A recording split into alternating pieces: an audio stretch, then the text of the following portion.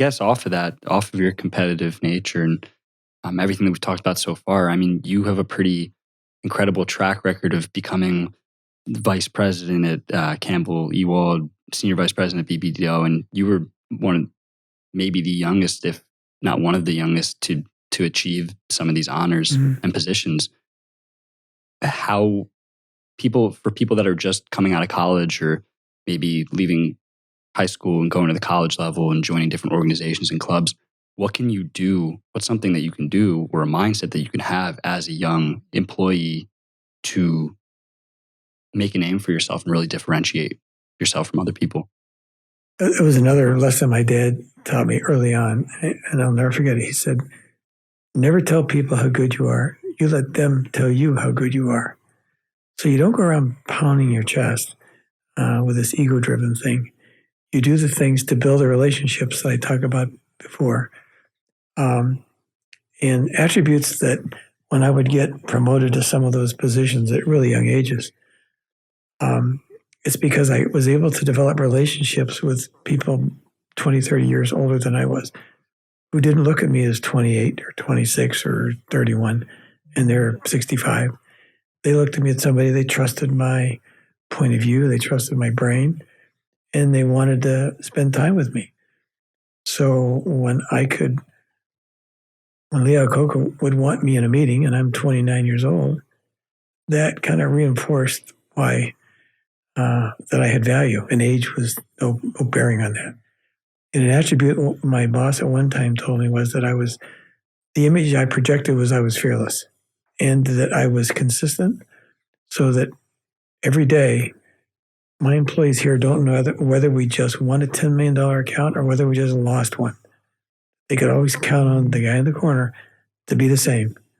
And he's the rudder of the ship, and he's going to set the tone, and he's going to be our brand. And he's not going to be this emotional person that everybody around him has to adjust. He's in a good mood today, he's in a bad mood today, and they don't want to do that.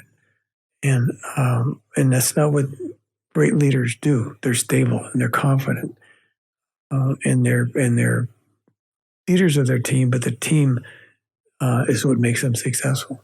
Yeah, talking a lot about building these organic relationships. So, what's a key element that makes a relationship organic? Obviously, everyone understands what an organic relationship is, but sometimes it's hard to really put it into words.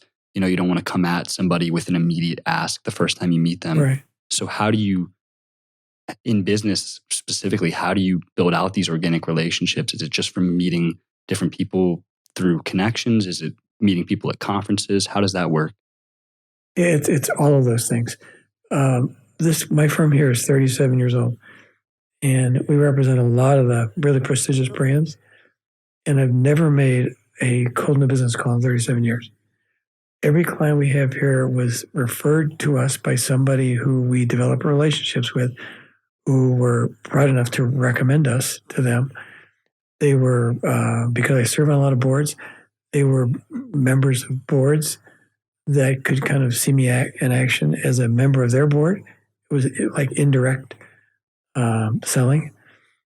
And virtually every one of those not-for-profits, when I'd ask to be on a board, my answer to them was, absolutely, I understand the mission. I understand what you want to do, but my goal will be to be chairman of this board. I don't want to be a board member who comes to a monthly or quarterly meeting and somebody says, all those in favor say aye, and everybody raise their hand, they get a free lunch, they go home. I don't want to be that person. I want to make a difference and be able to lead the board or lead the charity in a way that can make it more influential in the community. In virtually all those cases, that happened. Yeah, and it seems like some of the things you were talking about becoming a filet burger and not just a regular burger. You go out and get these experiences, and from these experiences is where you make connections and where you network. And it seems like that's definitely been a huge part of your success.